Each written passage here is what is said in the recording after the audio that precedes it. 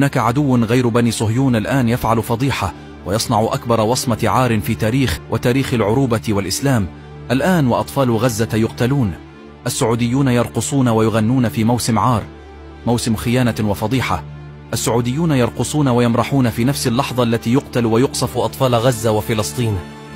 أي كلاب وأي خونة أنتم وأي خادم الحرمين، هذا الذي صنع هذا العار.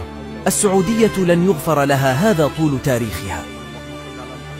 سنتذكر وسيتذكر أجيالنا القادمة أيضا إن السعودية ترقص وتغني وتبتهج بكل أنواع الفسق في نفس الليلة التي يقتل أطفال غزة فيها. عار الإسلام والعروبة هو السعودية والخليج.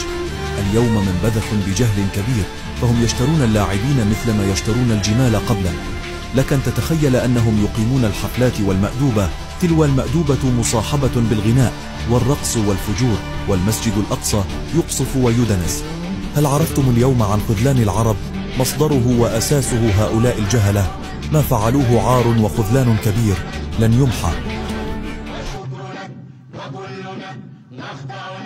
لبيك اللهم هبا، لبيك نهدون الأمل.